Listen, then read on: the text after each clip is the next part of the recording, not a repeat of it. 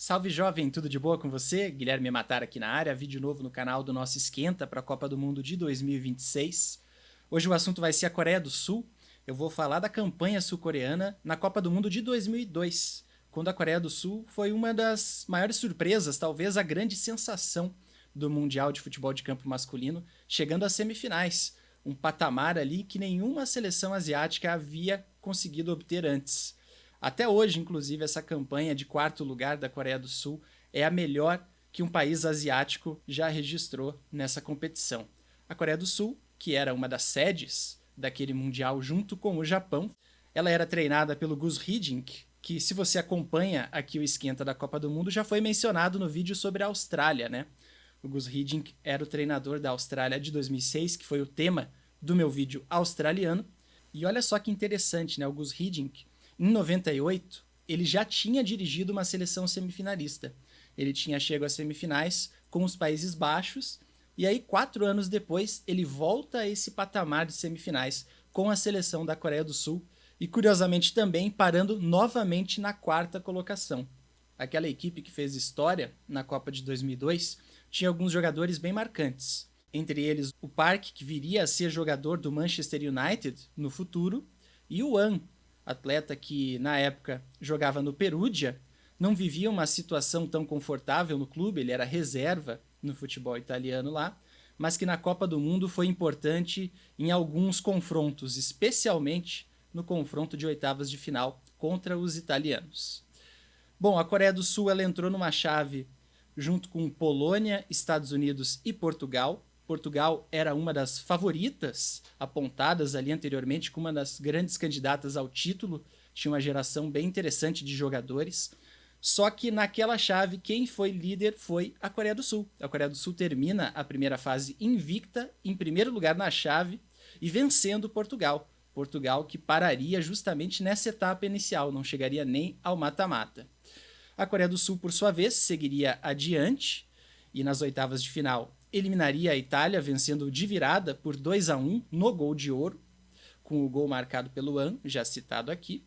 Nas quartas de final, ela eliminaria a Espanha nas penalidades, depois de um empate sem gols com bola rolando, venceria os espanhóis por 5-3 na disputa da marca da Cal, e só pararia na semifinal contra outro europeu importante, contra a Alemanha, do Oliver Kahn e do Ballack. A Alemanha venceria por 1-0 e rumaria à decisão, deixando os coreanos na disputa de terceiro lugar.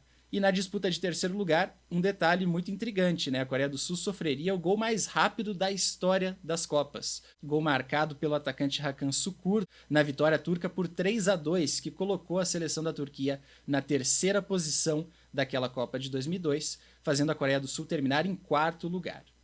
Bom, quando se fala daquela Copa e daquela seleção sul-coreana, além do aspecto surpreendente da campanha de ter deixado muitos europeus pelo caminho e ter ido longe, fala-se muito sobre questões de arbitragem, por conta de 2 jogos específicos, o jogo de oitavas de final contra a Itália e o jogo de quartas de final contra a Espanha.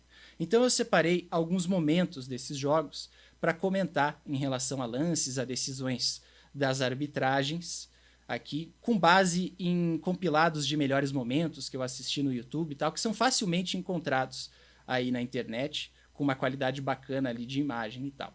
O primeiro momento é uma jogada que acontece no primeiro tempo do jogo entre Itália e Coreia do Sul, relembrando a história desse confronto. A Coreia do Sul vence por 2-1 no critério do gol de ouro. Vamos lembrar, né? O gol de ouro era aquele esquema no qual o time que fazia o primeiro gol na prorrogação vencia a partida. A partida acabava ali, no instante em que uma equipe conseguisse marcar um gol. A Coreia do Sul tem um pênalti no começo da partida, que é desperdiçado pelo An.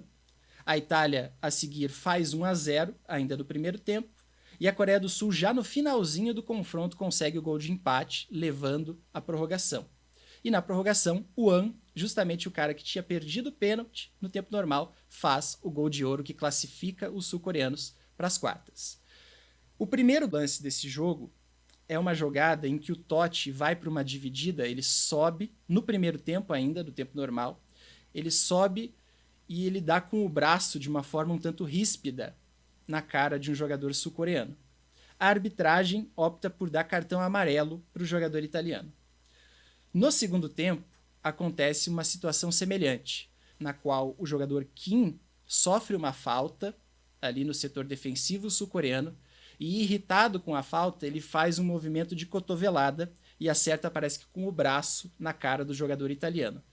É um lance semelhante. Nesse momento do jogo, o Kim já tinha cartão amarelo e a arbitragem opta por deixar passar esse revide da falta que ele tinha sofrido antes.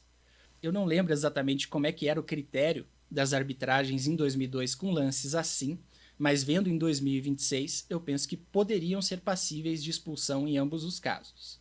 E aí na prorrogação tem os dois lances que são muito lembrados desse jogo de oitavas entre Itália e Coreia do Sul. O primeiro, a expulsão do Totti. É uma jogada em que o Totti cai dentro da área, o árbitro interpreta como simulação, dá o segundo amarelo para o Totti e o Totti acaba expulso. Vendo a jogada pelos ângulos ali de compilações de melhores momentos, eu tendo a concordar com a decisão da arbitragem. A minha impressão é de que o Totti força uma barra para cair e aí o árbitro interpreta como simulação, ele já tinha amarelo, leva o segundo amarelo e é expulso.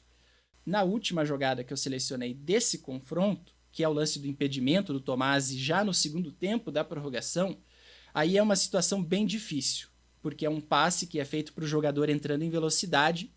A impressão que você tem assistindo a jogada num primeiro momento é de que ele está na frente da defesa sul-coreana. Só que dependendo do momento que você pause o frame para tentar encontrar o ponto certo do passe para o Tomasi, pode passar a impressão de que o italiano está em posição legal. Então é um lance bem difícil, é um lance que seria hoje para VAR, daqueles ajustados.